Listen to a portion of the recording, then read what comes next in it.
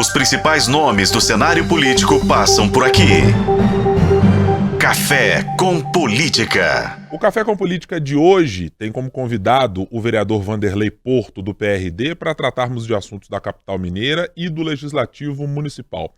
Mais uma vez, bom tê-lo agora na nossa primeira conversa aqui em 2024, vereador. Seja muito bem-vindo mais uma vez ao Café com Política. Bom dia, Guilherme. Bom dia a todos os ouvintes da rádio. Para mim é sempre uma honra, uma alegria poder estar aqui com vocês. Eu já conversei com alguns vereadores nesse início de 2024, agora já viramos para o mês de fevereiro, e muitos deles colocavam como o assunto mais difícil de se lidar na Câmara Municipal, não exatamente o trabalho legislativo do dia a dia, as dificuldades relacionadas à aprovação de um projeto ou as pautas individuais dos parlamentares, mas o ambiente com o qual o Legislativo se viu cercado nas discussões entre a Prefeitura e o prefeito Fuad Noman e o presidente da Casa, o vereador Gabriel Azevedo. Virando para 2024, já na abertura dos trabalhos, esse clima de dificuldade ainda impera, vereador? E ele tem algum impacto efetivo no dia a dia do trabalho que começou na Câmara? Pelo menos nesses primeiros dias, a gente tem percebido um clima, pelo menos de diálogo, de conversas. O que está sendo votado está sendo pré-estabelecido, está sendo conversado. E a gente espera que seja um ano assim. É um ano de paz, um ano que todo mundo consiga trabalhar. Porque todas as vezes que nós temos problemas em relação à Câmara Municipal e à Prefeitura, quem perde é a população. Então, eu acho que os 41 vereadores têm essa consciência. Eu acho que é normal um vereador de oposição, de base, ir para o microfone, dentro ali das suas prerrogativas, falar o que pensa, mas em relação aos trabalhos da Câmara, a gente precisa que eles, de fato, possam fluir, a gente possa votar os projetos importantes, sejam eles do Executivo, sejam eles do Legislativo, de iniciativa nossa. Então é fundamental que os trabalhos ocorram de forma pacífica aí. Imagino que, até pela circunstância eleitoral de 2024, todos os vereadores tenham chegado com uma disposição muito maior de apresentar as suas próprias pautas. Isso já nas primeiras reuniões de colégio de líderes ficou mais claro, quer dizer, todo mundo tem mais ou menos ali o seu campo político, o seu grupo político, e está muito mais engajado do que no ano passado? Eu acho que sim, eu acho que é até natural. É o momento também que os vereadores começam a prestar contas daquilo que ele realizou nesses 3 anos. Então é fundamental essa concentração em produzir. Eu acho que nós temos que produzir, temos que entregar para a cidade. Todos ali fomos eleitos de forma legítima e temos que corresponder, porque é o momento que cada vereador vai ser colocado à prova. Cada momento é o momento que o cidadão vai avaliar, esse aqui merece continuar, esse aqui não merece. Então, essa consciência ela tem que estar estabelecida e eu creio que está caminhando nesse sentido, pelo menos esses dias. Quero tocar agora num outro ponto que foi mencionado por alguns dos parlamentares, isso muito mais ao longo de 2023, que era um volume excessivo na avaliação de alguns deles de comissões parlamentares de inquérito. A gente viu muito daqueles que eram os parlamentares ligados ali ao que se chama do grupo da esquerda, alguns até da base governista também manifestando essa mesma preocupação e, claro, fazendo um embate político com quem estava à frente das comissões. Agora já temos uma proximidade de conclusão de duas delas, CPI da população de situação de rua e também a CPI dos ônibus sem qualidade. Elas também foram um dificultador da relação do Executivo no ano de 2024 e de 23 para 24, e isso está abrindo um pouco o cenário para uma melhor possibilidade de discussão, vereador? Eu creio que sim. Nós tivemos, de fato, sim, um excesso de CPIs, inclusive a CPIs dos ônibus, por exemplo. Foi uma CPI que nós fizemos no início do mandato, quando fizemos a abertura da Caixa Preta BH Trans. Eu participei de forma efetiva dessa CPI. Ali foram apontados diversas irregularidades. A gente sabe a insatisfação que há com o transporte público e uma busca por melhorias, tanto do Poder Executivo quanto da Casa. Então, eu acho que com a conclusão dessas duas CPIs também eu não vejo ambiente para que se crie mais CPIs, não tem o que se dizer e, logicamente, que se tiver algum assunto inerente a isso, mesmo sendo base ou não, é nosso papel fiscalizar o Poder Executivo. Então, a gente espera que isso também vá, sim, trazer um clima mais tranquilo para casa. Vamos aproveitar para falar de ônibus também, afinal de contas é um assunto que ainda está pipocando no dia a dia da cidade. A gente viu uma mudança muito clara do prefeito de Belo Horizonte em adotar uma postura do agora acabou em relação às empresas de ônibus, em relação ao descumprimento reiterado nas alegações feitas pelo prefeito, de o que está no contrato, inclusive do que está no contrato previsto para a cessão do subsídio. De fato, dá para confiar que nesta vez isto vai acontecer, porque já vimos isso em outras oportunidades e sempre esbarrava ou numa questão política ou numa indicação de que a justiça é que não respondia a contento às demandas do Poder Executivo. Tem algum cenário diferente agora com essa postura do prefeito Fuad? O que me trouxe até para ser base do Fuad é a sua seriedade, o seu currículo, a sua história.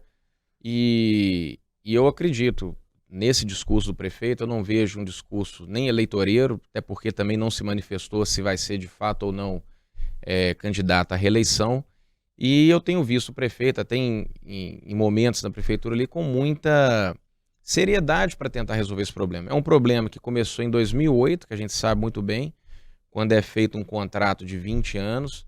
Mostramos na CPI da Caixa Preta, no início do mandato, que foi uma licitação toda orquestrada, toda viciada, e que aquilo ali não tinha como dar certo. Então foi essa visão de explorar mesmo a cidade de Belo Horizonte, o cidadão sempre sofrendo, e eu vejo com muito bons olhos essa, como se diz, agora chega, né? Eu acho que foi feito alguns ajustes, a cada subsídio que foi entregue para as empresas, a gente avançou em alguns pontos, isso vale muito também da atuação da Câmara Municipal, e o Executivo tem que fazer isso mesmo, tem que fiscalizar, tem que tirar das ruas ônibus que não estão em condições, tem que cobrar as multas de fato, porque eles nunca gostam de pagar as multas. Então isso tudo vai fazer com que o empresário que detém esses contratos preste um serviço.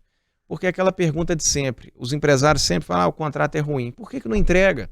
Então nós vamos ter que ficar sofrendo até 2028 e sem soluções. Então eu acho que essa tolerância zero por parte do Executivo ela é fundamental para que a gente continue avançando aí, até que esse contrato acabe e seja feito um novo contrato, um contrato decente, que pense no cidadão, no trabalhador, que sofre aí todo dia ao transitar aí nos ônibus. O senhor participou de mais de um episódio relacionado às investigações a respeito das empresas de ônibus. A gente já ouviu de diversos prefeitos, como eu mencionei, alegações de quanto é difícil lidar com isso. E desde que começou esse último episódio, no último mandato, e eu estou falando do mandato do prefeito, tanto quanto da atual legislatura da Câmara, a gente não consegue ver caminharem por um longo tempo na mesma rota. Sempre há alguma coisa que causa alguma fricção ou que em algum momento há uma divergência. É natural que Executivo e Legislativo em algum momento possam divergir das questões que estão colocadas. Mas é uma solução que lhe parece, vereador, que só pode sair com consenso entre Câmara e Poder Executivo, porque a gente olha ações do Poder Executivo, a gente olha ações do Poder Legislativo, mas aparentemente as empresas de ônibus conseguem se manter na mesma situação.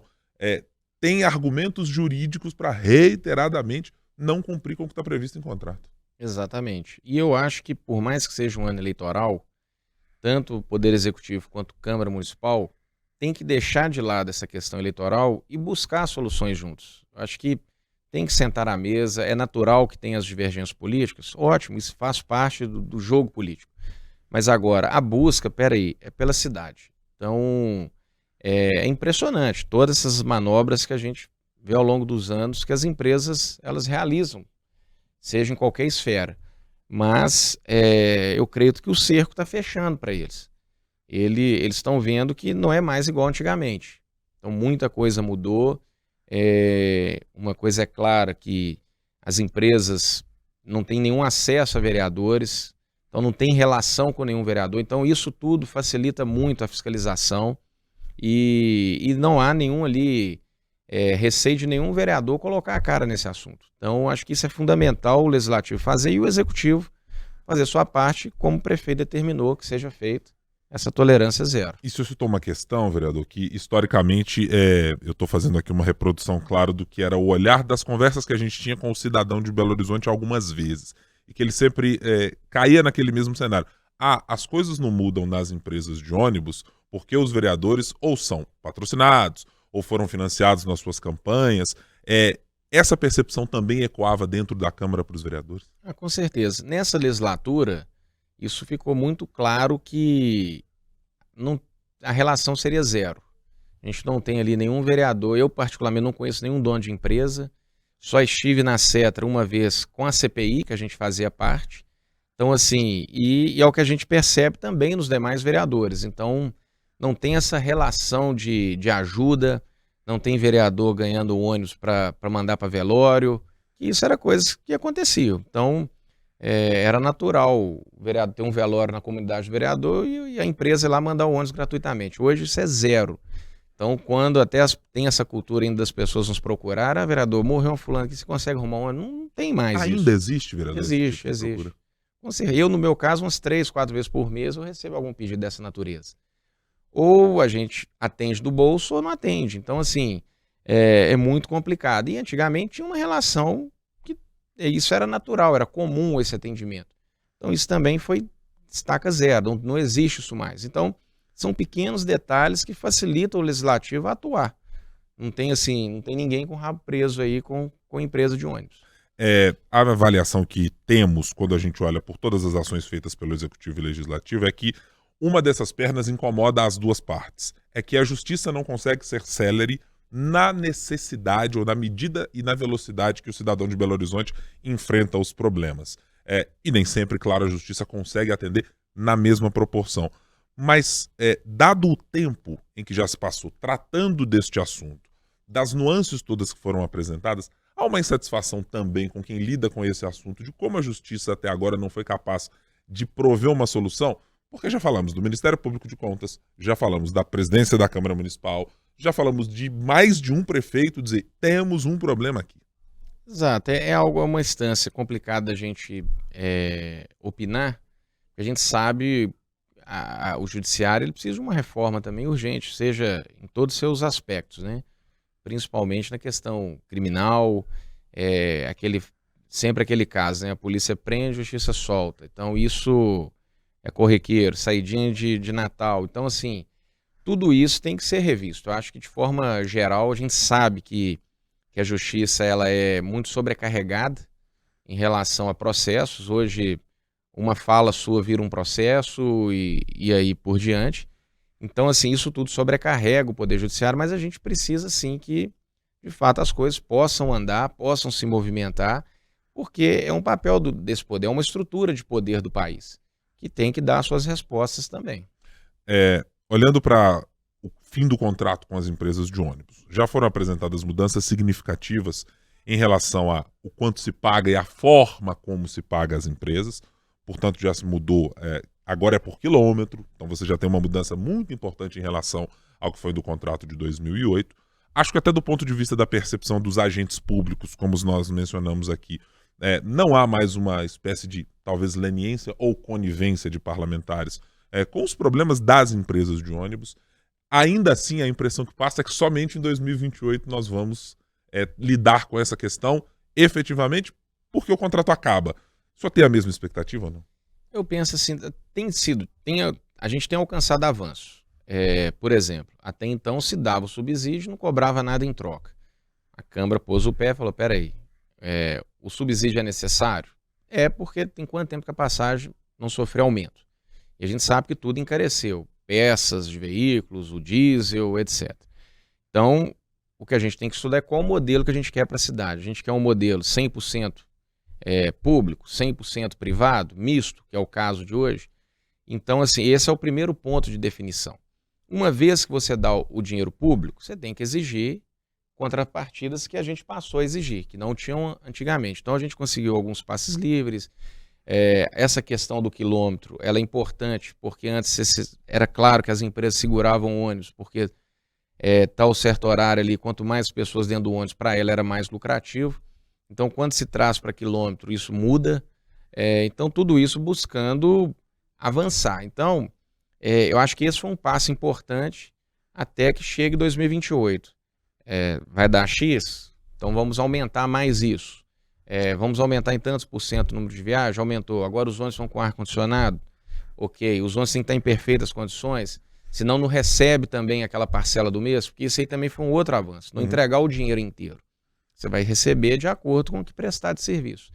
Então, empresas já têm deixado de receber por não estarem cumprindo esse acordo. Então, tanto no subsídio anterior quanto nesse. Então, isso já foram avanços conquistados. Então, não é simplesmente colocar meio bilhão nas empresas e não ter exigências ali de prestação de serviço com qualidade. Então, são avanços para amenizar até 2028. E 2028, eu não sei se eu estarei na Câmara, como que vai ser, mas eu acho que aí vai ter que ser um contrato assim, muito bem feito. Eu acho que essa experiência ruim dos 20 anos que ficam para trás vão servir muito de subsídio para isso. Eu acho que é buscar modelos que funcionam em outras cidades para a gente ter, de fato, um transporte que faça com que a pessoa, às vezes, deixe o seu veículo em casa para poder andar no ônibus. Eu acho que isso é fundamental. Belo Horizonte já sofre com a falta de metrô. O metrô, o trem sobre trilhos que nós temos na cidade, hoje ele atende muito pouco em termos de deslocamento na cidade. Até de volume de passageiros também. Exatamente. Então, assim, nós temos lá no Barreiro, eu que sou do Barreiro, o Eterno esperando o metrô. Então, assim, agora, será que vai sair com a parceria público-privada? Então, isso já aumenta mais uma perna ali que pessoas vão deixar de usar os seus veículos. Eu, por exemplo, às vezes eu gasto da minha casa na Câmara cerca de 1 hora e pouca. O metrô no Barreiro, às vezes eu já vou poder deixar meu carro em casa para poder ir de metrô. Vai ser muito mais rápido. Então, a gente espera que tudo isso seja um conjunto de situações que favoreçam o transporte público para que a gente tenha menos veículos nas ruas.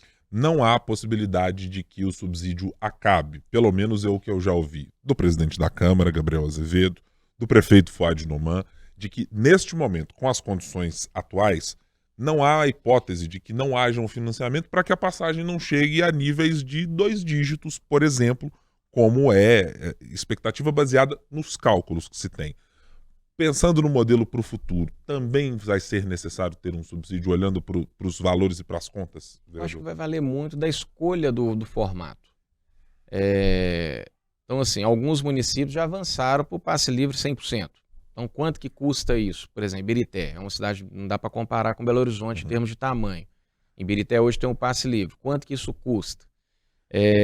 Então, aí você tem a ala da Câmara que defende o sistema privado. Tá, mas e aí? Como que vai ser? O sistema privado eu temo pelo preço de passagem.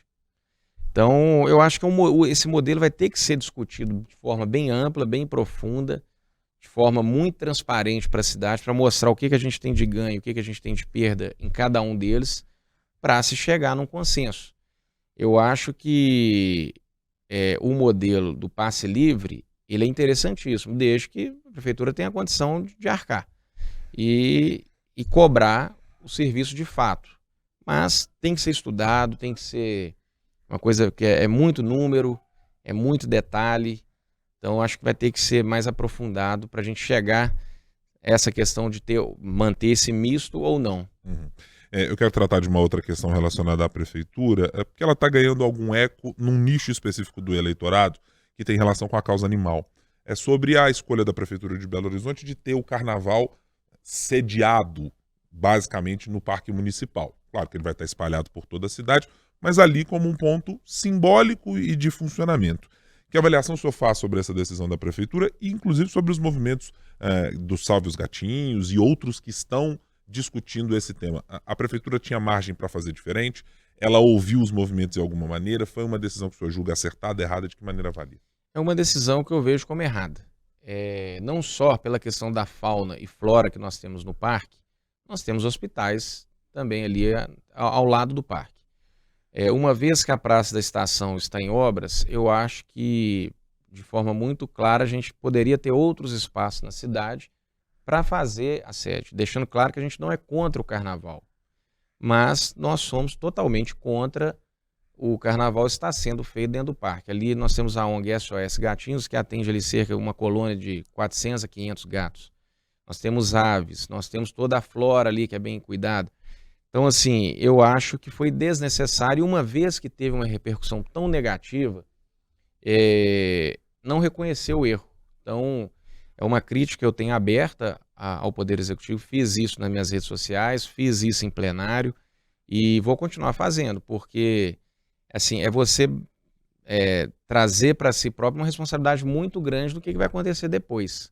Ah, mas um parque já ocorre em eventos, mas não da magnitude de um carnaval. A gente sabe que é uma festa que as pessoas ficam mais Animadas. vamos dizer assim. Então, eu temo muito pelo que vai acontecer ali.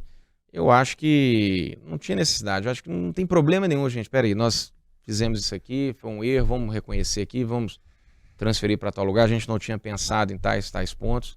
Por mais que a prefeitura, ela até me respondeu de forma oficial ontem que a entrada vai ser controlada, vai ter toda uma proteção, mas mesmo assim eu acho que é desnecessário. De maneira geral, então, a prefeitura, ainda que faça um reforço, ficará na avaliação dos vereadores que estão nessa mesma causa, aquém do que poderia ter sido. Mas alguma alternativa foi sugerida durante este debate? Ou os vereadores já se surpreenderam? Os vereadores e quem está participando do debate, né? Há associações também que estão nisso. Já foram pegos de surpresa com a decisão ou houve algum tipo de abertura para um debate público para saber, olha, a prefeitura planeja isso, o que é a avaliação de vocês? Não teve, foi uma decisão anunciada, vai ser no parque. Nesse momento, eu e mais 2 vereadores manifestamos contrariamente. Inclusive a gente não entende, porque foi montada uma estrutura na Andradas, um pouco mais para frente ali da Câmara, que funcionou bem naqueles eventos testes de carnaval. E outras situações, a Via 240 sediou carnaval por muito tempo. Então, assim, não teve um diálogo assim de vamos pensar, vamos avaliar. A decisão desde o início foi, vai ter lá e nós vamos amenizar danos. Então, assim, é uma redução de danos. A nossa luta, ela resultou numa redução de danos. Basicamente isso. Deixa eu voltar agora para tratar de um assunto da Câmara. Desde o ano passado, vem-se com as discussões a respeito do primeiro e agora do segundo processo que trata do pedido de cassação do vereador Gabriel Azevedo. E há uma questão muito clara colocada. Não há, nesse momento, 28 votos que sejam capazes de cassar o mandato do vereador Gabriel. Ele tem apresentado as suas argumentações de como considera de que é algo absolutamente político e com pouca tração na realidade, que é em função das rusgas e brigas que teve com o secretário de governo, o secretário da Casa Civil, Marcelo Aro. Objetivamente, ainda não há esse número e isso, de alguma maneira, contamina também as avaliações de outros projetos na casa, vereador? Eu acho que traz, sim, dá um peso no clima, né? E eu sou até o relator desse segundo processo. E esse processo, ele começou de uma forma que, quando eu acatei o pedido para dar prosseguimento à cassação, a primeira coisa que eu coloquei no relatório justificando esse prosseguimento era ouvir as testemunhas, era ver porque geralmente podem surgir fatos novos, né? E nós tivemos um esvaziamento das testemunhas. Então, tanto o denunciante quanto o Gabriel, eles abriram mão das suas testemunhas, então isso praticamente esvaziou ali esse debate. Então nós vamos ter que fazer um relatório baseado naquilo que já está público mesmo, sem fatos novos, né? E, de fato, isso traz, sim, aquele clima. Eu acho que é natural cada um se posicionar, acho que no microfone, nós temos esse tempo ali, todos os dias, um plenário. Eu acho que quem tem as suas divergências ali é o espaço, mas agora isso de fato traz sim um problema para a condução da Câmara. No dia a dia, por exemplo, das comissões, ou seja, os ânimos mais exaltados respingam nas comissões. Tem gente, por exemplo, que vai querer responder na comissão a um problema que foi tratado na CPI ou que vai ser tratado no plenário. De que maneira que isso se traduz no dia a dia dos vereadores? Acho que até para os nossos ouvintes entenderem um pouco como é que essa dinâmica é afetada no dia a dia. Você deixa de votar num projeto X porque considera que ali tem uma questão política envolvida, por exemplo? Até que não chegou nesse ponto. Em termos de boicotes em comissões, nós temos maioria nessa comissão aqui, vamos fazer isso. Isso não ocorreu e até mesmo em plenário também não há uma questão de não vou votar no projeto porque é do fulano e eu tenho uma diferença com fulano. Geralmente os projetos que se votam no plenário, quem é base governista tem uma orientação ali e sempre essa orientação ela também não vem de forma política, ela vem de uma forma técnica. Ontem mesmo, até um projeto de autoria minha em relação ao transporte. A prefeitura estava em dúvida se havia um vício ou não de iniciativa dele, mas é um projeto que eu acho que, por mais que ele pareça simples, eu acho que ele é importante, que é o número do WhatsApp da Sumob está fixado dentro do ônibus. Então você está ali na sua viagem, viu um problema? Peraí, o número está aqui, eu já vou fazer uma reclamação ou uma sugestão. Isso é bom para a Sumob, que vai ter mais em tempo real ali os problemas, sabendo em qual ônibus que a pessoa está, porque hoje se você estiver no ônibus, você não vai ver o número em lugar nenhum, você vai ter que pesquisar. Ali já chegou o momento de você desembarcar do ônibus, passou, aí você não faz a reclamação e nem a sugestão. Às vezes você tem coisas para elogiar, não sei. Então, os posicionamentos da prefeitura vêm sempre nesse sentido. Eles não vêm assim, esse projeto aqui é do fulano, que é oposição, é para vocês rejeitarem. Então, isso não tem, e tanto base quanto oposição entende muito bem isso. E quando vem uma divergência nesse sentido legal, a gente busca um debate, um acordo, para ver o que pode ser feito, o que pode ser alterado. Às vezes uma emenda corrige o projeto. Então, até então, eu posso afirmar que todas essas brigas não influenciaram nesse aspecto. A gente vai mudar um pouquinho de assunto aqui, porque estamos caminhando também para o final da nossa entrevista, mas eu queria saber do ponto de vista partidário agora do vereador Vanderlei Porto. Será a primeira eleição com uma espécie de, não exatamente mudança de legenda, mas com a mudança do Patriota, que o elegeu, para o PRD. O que muda nessa configuração? O tipo de pauta e de bandeira que o senhor vai defender continuam as mesmas? Algo modifica-se da última eleição para a próxima? Eu estou assumindo que o senhor vai ser candidato à reeleição. Uhum. Sim, irei para disputar a reeleição. E a questão, ela foi uma questão imposta pela cláusula de barreira, a gente ter feito uma fusão com o PTB. Isso até nos colocou como o terceiro partido em número de filiados no Brasil. Mas óbvio que agora acaba tendo esses rearranjos aí até abril, para a gente ver como que vai ser a realidade do partido, mas trouxe a gente para um patamar maior, da mesma forma que nós viemos crescendo as cadeiras, tanto em Assembleia, Câmara Federal e Câmara Municipal em Belo Horizonte. A nossa ideia é continuar crescendo. Foi assim na Assembleia e com os nossos deputados federais. Na eleição anterior havíamos feito 2 estaduais, 2 federais. Na última eleição elegemos 3 federais e 3 estaduais por Minas. E na Câmara, de nenhum vereador, elegemos 2 na última, e agora nós temos uma pretensão de elegermos pelo menos 3. Temos trabalhado de forma incansável nisso, e as nossas bandeiras não mudam. O partido ele não teve uma mudança na sua configuração a nível estadual. Nós temos o Fred Costa, o deputado federal, continua à frente da legenda, e a gente tem essa parceria muito profunda em relação à causa animal, que nós vamos continuar aí defendendo. E para quando deve ser a decisão da legenda, se permanece ou não no apoio de uma eventual candidatura do Fuad ou para outro candidato? Ou já há uma certeza sacramentada de que estarão na base do prefeito? Não, nós temos 2 discussões. A primeira, até para a gente definir apoio ao prefeito Fuad, a gente precisa saber dele se ele é candidato. Acho que isso é um ponto. Eu não vejo nenhum problema do partido caminhar com o prefeito Fuad numa eventual disputa, mas nós também podemos avaliar alguma candidatura própria. Nós temos 3 federais, como eu disse, dos 3 federais, 2 são de Belo Horizonte, que é o Fred Costa e o Pedro Ayrara. Nós temos dos nossos 3 estaduais, um atua em Belo Horizonte também, que é o Dorgal Andrada. Então nós temos opções internas. Tivemos na última eleição o Marcelo Souza, que é o presidente do CDL, hoje também está no Sebrae, que é um quadro importante que a gente possui no partido. Então, o que a gente precisa saber é se o prefeito Fuad ele vai ser ou não candidato. Mas eu acho que nós temos essas 2 opções, ou candidatura própria ou apoio ao prefeito Fuad. Vereador Vanderlei Porto, vereador daqui da capital mineira, do PRD, muito obrigado mais uma vez pela boa conversa aqui no Café com Política. Como ainda é ano eleitoral, tem muita coisa para a gente conversar ao longo do ano e chamarei novamente para a gente bater mais um papo. Guilherme, prazer é sempre meu. É gratificante poder estar aqui nesta rádio e estamos sempre à disposição. Muito obrigado a você que nos acompanhou aqui no Café com Política. Claro, pode nos ver e nos ouvir no youtube.com.br O Tempo, é o nosso canal de O Tempo no YouTube. Você também pode nos ouvir sempre na nossa programação. Tem no Tempo News primeira edição, também no Tempo News segunda edição. Muito obrigado pela companhia. Tchau, tchau.